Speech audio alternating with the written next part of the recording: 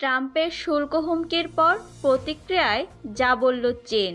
সম্প্রতি চীন, মেক্সিকো ও কানাডার পণ্যের ওপর শুল্ক আরোপের হুমকি দিয়েছে নবনির্বাচিত মার্কিন প্রেসিডেন্ট ডোনাল্ড ট্রাম্প। ট্রাম্পের এই হুমকির প্রতিক্রিয়ায় চীন বলেছে, বাণিজ্য যুদ্ধে কেউই জয়ী হতে পারবে না। ট্রাম্প আগামী 20 জানুয়ারি নতুন মার্কিন প্রেসিডেন্ট হিসাবে দায়িত্ব নেবেন। এরপর চীন থেকে আমদানি করা পণ্যে অতিরিক্ত 10% শুল্ক আরোপ করা হবে বলে হুমকি দিয়ে রেখেছেন তিনি।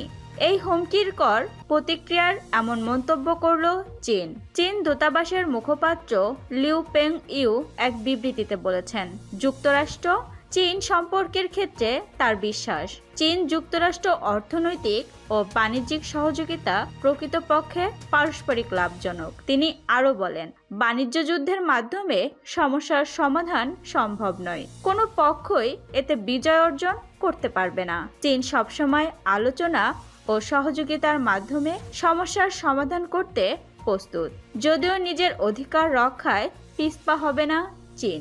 নির্বাচনী প্রচারের সময় থেকেই ট্রাম্প বলে আসছেন, নির্বাচিত হলে তিনি চীন সহ অন্যান্য দেশের পণ্যে শুল্ক আরোপ করবেন। এরপর সোমবার তিনি পরিষ্কার করে বলে দিয়েছেন, ক্ষমতায় যাওয়ার প্রথম দিনেই তিনি চীন, কানাডা ও মেক্সিকোর পণ্যে অতিরিক্ত শুল্ক আরোপ করবেন। ট্রাম্প বলেছেন, চীন থেকে অবৈধ ওষুধ, বিশেষত ফেন্টানাইল, যুক্তরাষ্ট্রে আসা বন্ধ না হওয়া পর্যন্ত এই শুল্ক থাকবে। বিবৃতিতে চীন দূতাবাসের মুখপাত্র লিউ পেং ইউ উল্লেখ করেছেন, গত বছর প্রেসিডেন্ট জো বাইডেন এবং চীনের প্রেসিডেন্ট শি জিনপিং এর মধ্যে চুক্তি হওয়ার পর চীন ওষুধ পাচার বন্ধে পদক্ষেপ নিয়েছে।